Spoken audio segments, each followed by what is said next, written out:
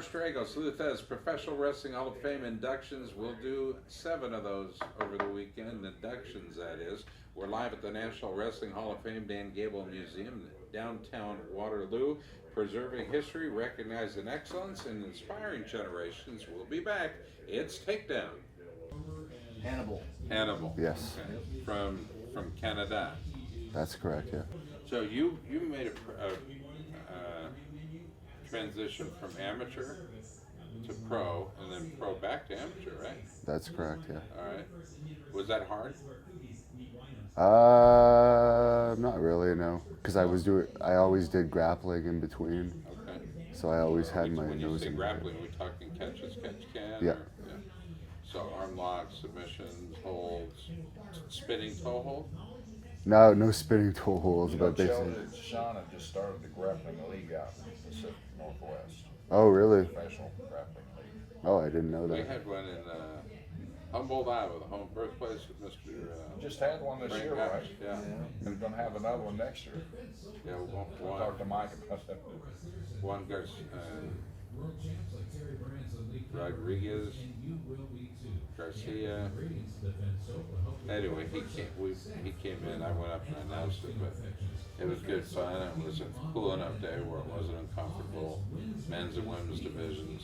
2 heavyweights at the very end acted like they were just really 2 heavyweights at the very end. Oh, that's not good. One guy crawled back to the middle of the ring, or the other on the mat. Okay, and see, do I have your real name here? Devon It is Nicholson. Devon Nicholson. And the Hannibal's wrestling. Devon, how old are you? I'm 33. 33, and the name of your show is what? Great North Wrestling. Yeah. Great. And my YouTube channel is called the Hannibal TV, if you could plug that. This is our 1001st show. 1001. That's correct. I suppose in impressive. a couple weeks we'll stop saying that. Yeah. Because she just got. But the 1001 was really, really good. We had all the stars on. People from Hollywood and all the big name coaches. Then we did all of our big sponsors were on. Scott's out there. I hate you take a. This is Brisco here. We're on, Scott. All right, welcome back to the show, live from Waterloo, the Wrestling Hall of Fame special. It is a Saturday. That means we're talking wrestling. Do want to recognize our folks at the Fight Network who put our TV show on around the world, 32 countries, 76 million homes every week, both the Takedown show and the Global Wrestling News show. So we appreciate that. Shout out to our friends at Kemen Industries. They're looking to hire, and also our good friends at Cookies, the barbecue sauce America loves to eat. Do want to let you know we're going to be live and on location at the Iowa State Fair, not once but twice. You'll be able to see us at the Cookies Rib Wagon. And then also you'll be able to qualify to win some new shirts from Under Armour and Cookies, and of course our friends Mike McClintock and the good folks at Hopkins and Sunflower Wrestling. So those are going to be very cool shirts. I saw them before I left the studios. They are nice. Due up on the program today, some of the guests we're scheduled to speak to: Brian Blair, Baron von Raschke, or Jim Raschke, as some may know him. Charlie Thez, Dan Gable, Dave Meltzer, George Shire, Jerry Brisco is here with us, thankfully. He's one of the only guys that ever gets up and does what he says he's going to do. Of course, he's an old Native American, and they were probably always up with the sun anyway, gathering firewood.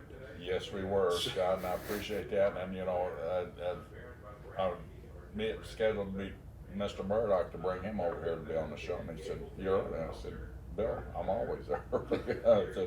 It's just a trait that I hate being late. You know. Well, you were from Perry, Oklahoma originally. Perry, Oklahoma. I'm just there. Was it Stillwater?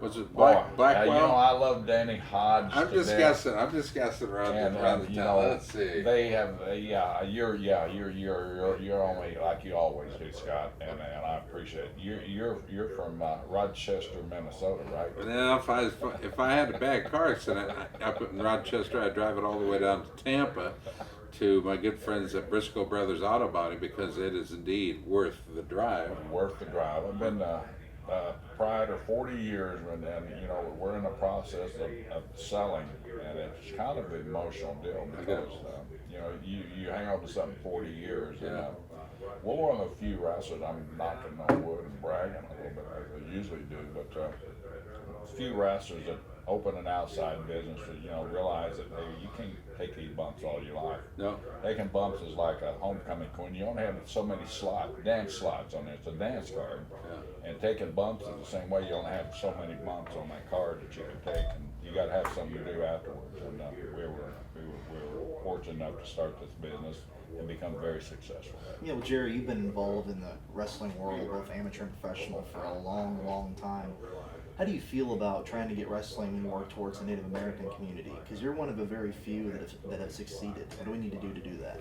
Well, here's the thing, and God, I'm so pleased that you brought that up. And Scott will probably be kicking me under the table because I'm getting long-winded on this. We have now started the First Nations wrestling tournament. Bob Johnson and Chris Bono up in Dakota put on a regional tournament. We've had 3 regional tournaments up there, and we just got involved this year. Our first annual national tournament. Jack Rowland has taken it over under the umbrella of all his tournaments. It's called First Nations National Wrestling Tournament.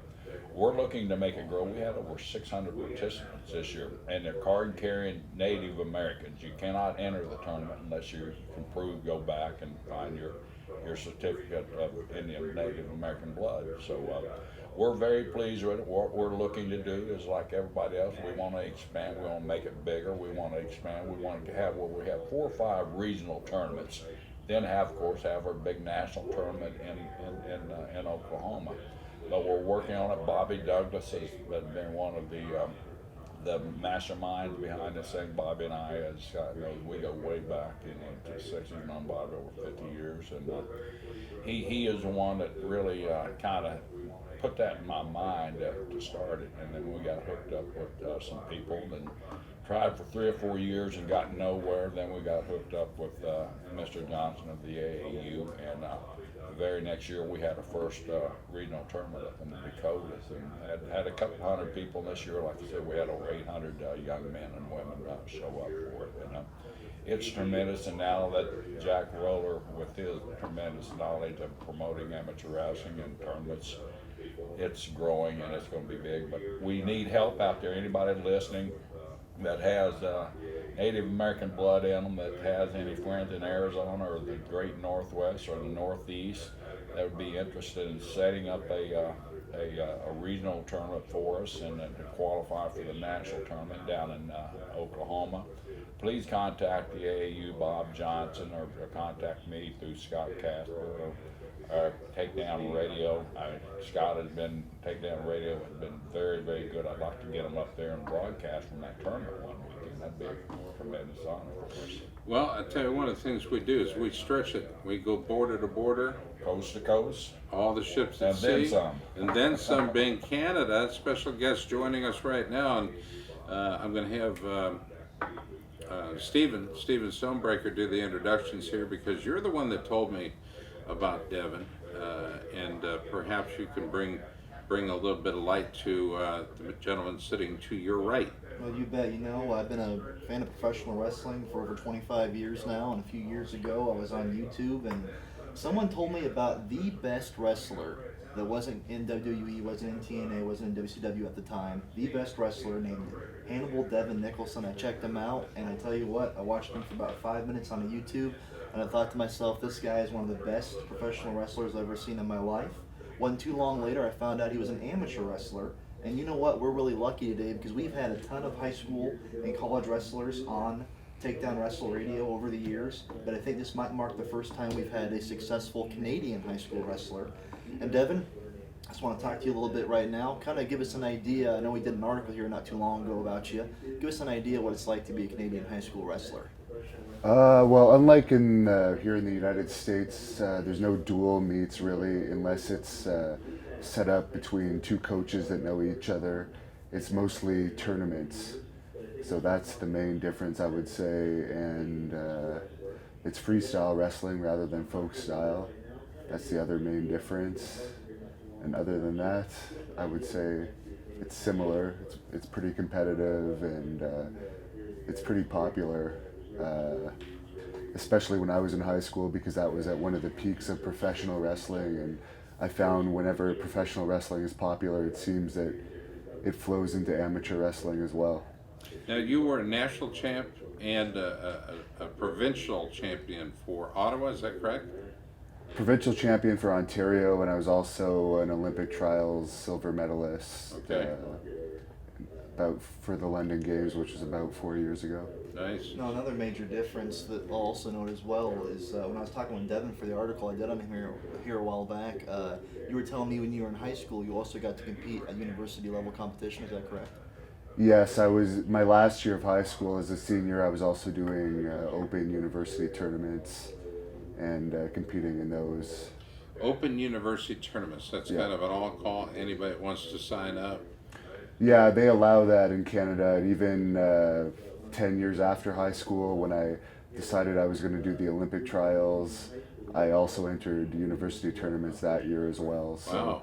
there's probably 10 open tournaments in Canada a year where they allow people outside of the universities to compete. I guess the Midlands would be somewhat akin to that. Yeah, The that's Midlands true, is yeah. an invitational, but they had age group all the way up to Olympians. But one of the major differences there, Scott, is the Midlands, to enter as a high school wrestler, you have to have an invitation.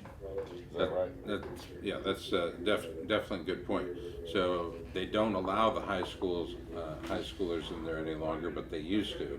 And the Cars, for example, would wrestle in it and did quite well. So I think that's an NCAA rules. As the Carter did quite well on every level. Yeah, the Cars were really, really good. You know, I was never at Jerry's level, and I've never even been at Devin's level, but I did professional wrestling for about 6 years at about the smallest level you can do it. I was still paid, but nothing like these guys have been paid. But anyway, sometimes when I was doing professional wrestling, having an amateur wrestling background, every once in a while I would experience a little bit of negativity from the amateur wrestling community. They almost kind of felt like, why are you going over into professional wrestling? Why are you doing this? You're kind of disgracing us by going into professional wrestling. Do you ever experience that, have any response to it? Yes, I'm actually impressed that the Pro Wrestling Hall of Fame here is combined amateur and pro, because in Canada, I don't think they would ever allow that, because they really look down on professional wrestling and the amateur wrestling community in Canada.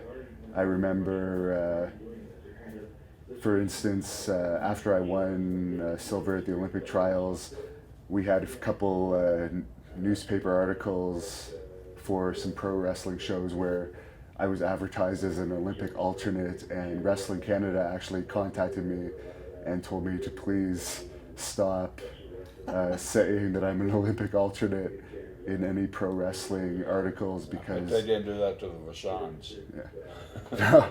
Well, that was a different time as well, Yeah. but yeah, they don't like the crossover. And even recently, I had Dory Yeats, who is competing in this year's Olympics. She did a exhibition on one of my events, and they asked her to not do any further exhibitions until after the Olympics. You know, we go back into WWE today. We got Dolph Ziggler, three-time MAC champion. You got Jack Swagger, All-American, Oklahoma University. If you look at WWE's roster, even we got Mike Rotundo's kid right now. He was a state champion, and so was his other son, Bo Dallas. He was a state champion as well. Do you think that's helping Jerry to make that connection more positive between amateur and professional wrestling? I really do. I think it's good, and you know, you touched earlier on the attitude.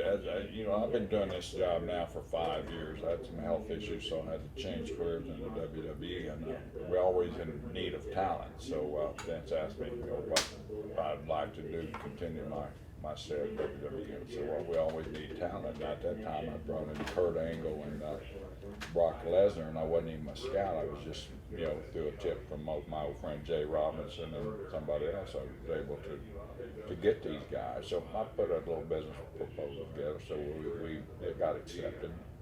And so I went out. When I first went out, I noticed the same thing, but I started hanging around with guys like Scott Casper, Yep. Leroy Smith, and guys at Tadaki Hada, Bobby Douglas, guys with credibility in the wrestling. And even though had a good name from amateur wrestling because of my brother basically being an NCAA champion, but you know, you're looked on as different. But hanging around with these guys, and they figure if I'm hanging around with Scott Casper and the name of the guys, I am different, you know, and I'm with them. And so they gave me back some credibility that I was missing when I first started approaching these guys, and just the friendship that I've had with Scott and the connections that he's given me. We hung together up and beat the streets in New York, which is a great place to go to make connections. And if it hadn't been for Scott, that first time I went up there, I would have been all by myself. But Scott kind of took me under his wing, took me around, and as a friend should do, and proved to be a true friend, and gave me a lot of connection and gave me a lot of insight. Had people looking at me different because I was friends with somebody that had the prestige of a Casper or Leroy Smith or one of those guys. But well, the talent also looked at you differently because it no longer was, now this guy says he's from the WWE, he's got a card or whatever, but all of a sudden you were serious, and then they were standing up and listening of the possibles and the possibilities of a tryout with the WWE. I mean, it was a big deal. Tryouts just aren't given out to just anybody. No, we have thousands of requests daily, and you know, we can't service everybody, and so we try. But I'm finding, you know, the older coaches back in my generation, and probably even your generation, the professional wrestling was looked on kind of different, you know, like, you know what it is. But the great thing about it, and you got to give credit back in the 80s to Vince when Hulk Hogan came along. All these young coaches are coaching now. Coach NC State, coach at Carolina, coach at all over the places. That they grew up watching Hulk Hogan, you know, Hulkamania. So they realize that it's entertainment now, that we're not out there. And they realize that, hey, guys, good livelihoods after amateur wrestling are few and far between, unless you're a great coach or a great Olympian. You know, there's not a lot of opportunity to go out and make money. We give guys an option. To, hey, just check us out. All I'm asking, give me 2.5 days of your time. Come down and check us out. We might not like you, and you might not like us, and that's fine. It's not for everybody, but it is for somebody. I'll tell you what we'll do. We'll take a quick time out, pay some bills, and come back continuing this conversation. Don't go anywhere. We're going to continue our conversation with Devon Nicholson, as I like to call him, Hannibal. I think it's a much more fitting name. Hannibal. Oh, look at him. It's just, If you watch this guy wrestle, if you ever watch anything on Great North Wrestling or the HannibalTV.com, either one, you'll notice he's named appropriately. He'll eat you alive. Yes, he is. I don't want that. I don't want to beat me alive. You know, I just continue going, doing the shows. George Stragos, Luthez, Professional Wrestling Hall of Fame Takedown Special continues, and that'll do it right after the break, or we'll do that right after the break. Stay tuned. We'll be back. Now, you're going to be doing some shoot interviews here as well for your shows? Yeah, we actually have Stan Hansen at 10 a.m. He agreed to do an extended interview with us. Really? In character or out of character? I think that's going to be out of character. I think you told me yesterday if you had time, you might do a 10-minute interview with me. Yeah. So and that'll be airing on your television product? Yeah, and they let us film the Bob Backlund Iron Sheik podcast yesterday, which was pretty good. Yeah. Backlund actually went into pretty good detail about his amateur career and that. Bobby did? Yeah. It's kind of fascinating how he went up and he went down from Division 1 to Division 2. No, he wrestled for Waldorf at junior college level. And then it went up. To North Dakota State. Okay. Yeah. He was third place as a freshman, second place as a sophomore.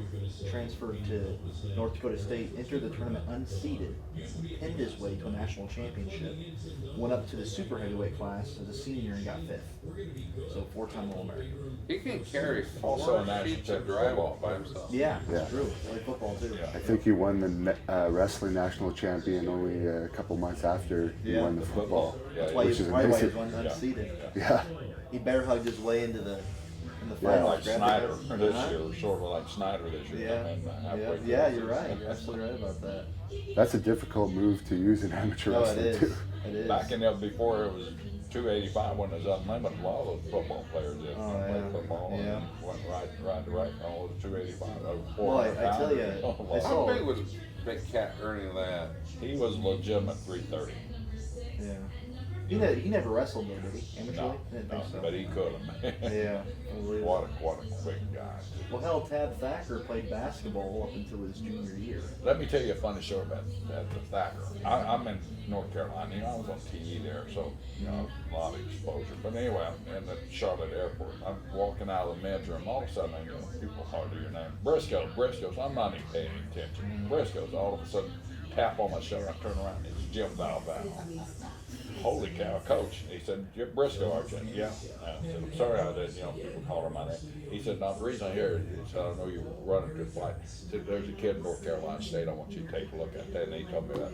I thought that was tremendous. Jim Valvano, national championship basketball coach, chasing me down and plugging a wrestler, telling me to look at it. I thought that was When tremendous. North Carolina State wrestled at the University of Iowa. All right, welcome back to the program. Again, live on the road this weekend. The Casey's General Store Studios doing what they do, and we appreciate that. By the way, Casey's is giving away thousands of slices of pizza, other great prizes. All you need to do is grab your summer code and enter to win hundreds of prizes.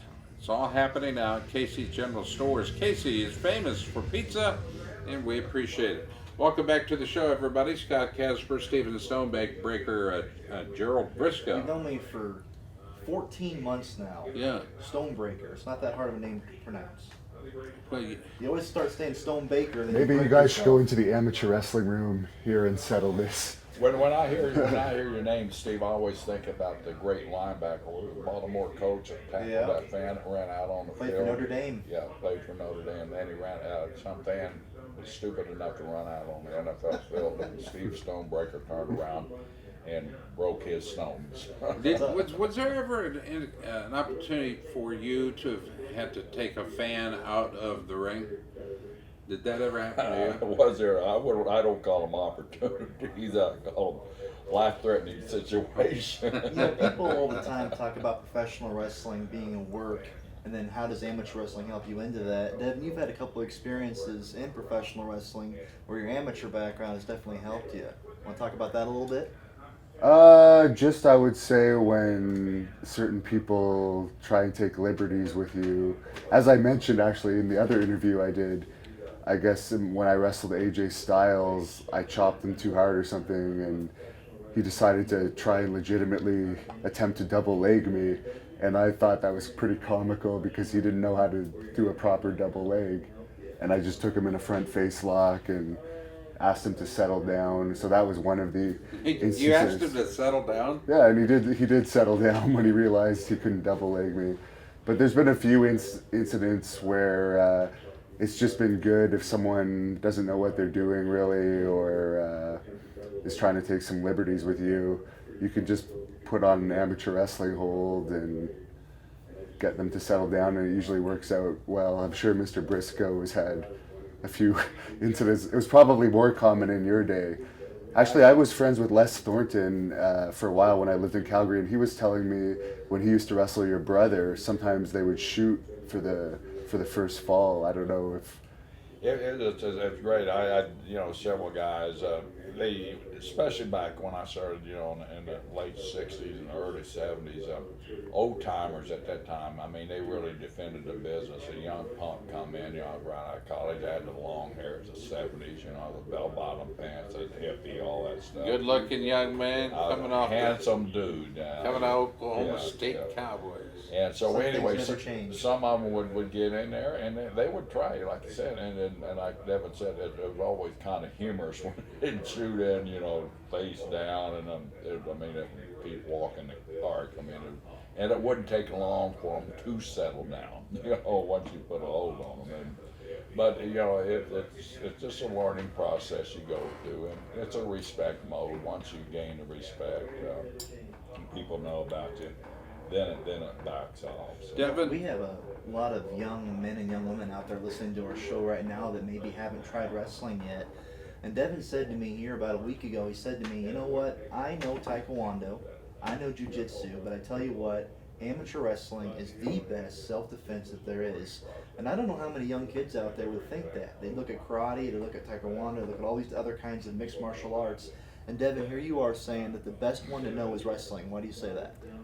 Well, I've been a bouncer since 2001, and I've done concert security, and I've been attacked numerous times in my life, probably countless times, and I've just found that amateur wrestling has been the best form of self-defense for me, because most people don't know how to defend it, that haven't done it, and you can control people without actually seriously hurting them. So that's why I feel it's the best form of self-defense. And just having amateur wrestling matches, it's good practice for if someone attacks you, because it's similar to a real life situation. So that's why I feel it is a good form of self-defense. Well, and I agree with you. Had you ever been to Iowa prior to this weekend? I came in 2014, but only for one day. So this is my longest time in Iowa. I'm here, I think, for 3 days this time. Are you hoping to meet Dan Gable? Oh, I'm definitely hoping. I'm a massive fan of his, so that was one of the reasons why I'm coming this year. I noticed you wore a Hawkeye hat. Yes, I bought this because I'm a big fan of the Hawkeyes, and I have tremendous respect for the team and, of course, for Mr. Gable. He's one of the greatest amateur wrestlers of all time, and quite an impressive record as both a wrestler and a coach. I love it. I love it. I'd like to tell a quick story. None of my stories are quick, but I'd No. like to tell a quick story. Okay. Terry Allen, Magnum TA, told me last night. As you mentioned, Magnum was a Virginia State champion. Right. I don't know if you've heard this story, Steve, but I'll tell it, Scott, because I know you have. When Terry was growing up, he was a puny guy like a lot of us are, young. He was a 7th, 8th grader, and so he went out for his mom talked him into going out for wrestling. He lost every match that he wrestled. He said he didn't lose them. He had every match that he wrestled. His last match of the season, he won. When he won, his mom gave him Dan Gable's book. He sat there and he read the book. He said, I dissected that book. He said, I read it every day, all summer long. He said, I read it every day. And it inspired him. Next year he comes back an undefeated state champion, and he said, I owe it all to Dan Gable's book. And I thought that was tremendous. And we ought to tell Gable that story. So he inspired, Dan Gable inspired Magnum TA. And how did it affect its wins and losses after that? He became a Virginia state champion next Okay, year. I just wondered how quickly that came about. It took him a year. Gable has an ability to inspire Through words, yeah. just through his words. On paper. Even the way he answers the phone. Well, just being in his presence Yeah. inspires you. I've met a lot of people, and I've known Dan for a long time. And I still get a little. It's like Danny Hodge. When I'm around Danny Hodge, I get goosebumps. When I'm around Dan Gable, I just feel greatness, And I was, and then with Hodge, and funny story with Hodge, it's a work, as we call it. It's a work. We're not trying to hurt each other. And Hodge is so competitive. My matches with Hodge, because we'd wrestle for his junior heavyweight world championship all the time. It usually goes 60 minutes. Wow.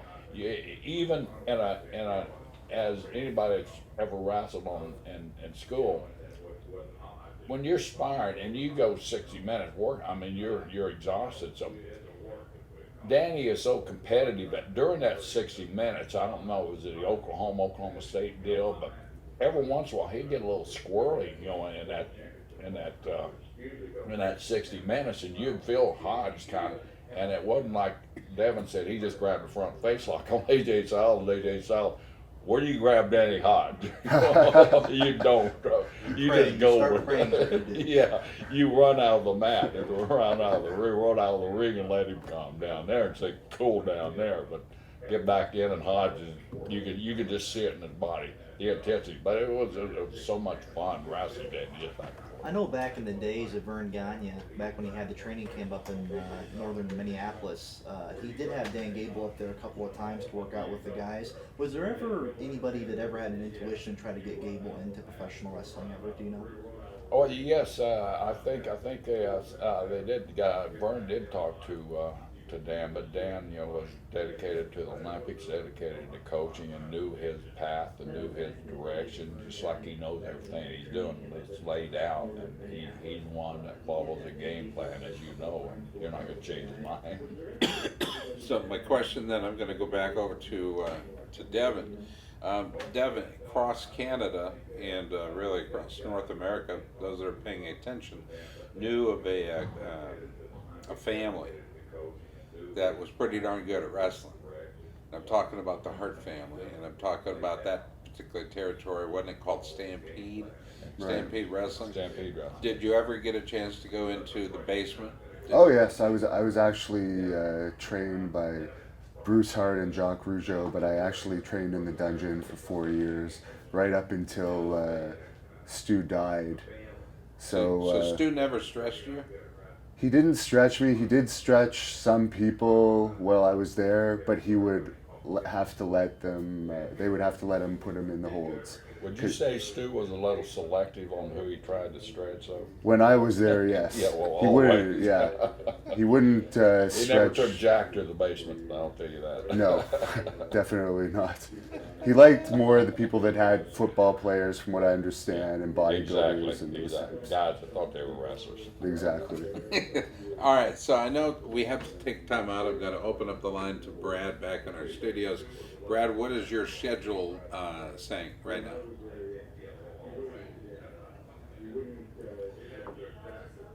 Okay, during the hour number one break, as we make that transition, that's where we're going to ask you folks to call in. That phone number is 866-333-5966 or 515-284-5966. Now, Brad's not going to take the first callers. We're looking for winners from out of state this week, specifically for the JB Elite Wrestling shoes, and that's our Olympic gold medalist, Jordan Burroughs. Those shoes from ASICS. The JB Elite Wrestling shoes are on the line, and the Defense Soap Travel Kit is on the line. So if you are from out of state, now is your opportunity to call in to win. Again, Brad will not take the first phone calls. He will go deep into the lines, deep into the rings, and see what states we can get represented today in our winners and our roll of winners. Our guests this morning have included Brisco. I'm talking about Jack Brisco. Here with me is Stephen Stonebraker. That's Jerry Brisco, my friend. I'll get to my story as why I call him Jack. As a matter of fact, you asked him who called him to tell him he was going into the Hall of Fame. I bet you I'm looking at the guy right now. I bet you are too. Jack was already in the Hall of Fame. I got to call Jerry up and say, Jerry, guess what? Need a pair of boots from you. Need some tights. And Jerry started crying. I did too.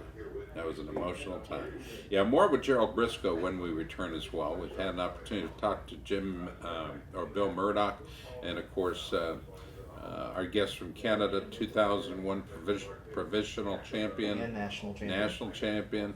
Host of Great Northwestern Wrestling, and so much more. Devon Nicholson. He's like, if he's a bouncer in a bar I'm going into, chances are I'm not going into the bar. I'm going to be behaving the entire time. I'm not going to go in. But thank you very much for joining us this morning, Devon. We do appreciate it. We'll see if we can get somebody from Canada to win those shoes this morning. More great guests as we head to hour number 2. You're listening to the Casey's General Stores Remote Studios. This is Takedown, brought to you in part by the Fight Network.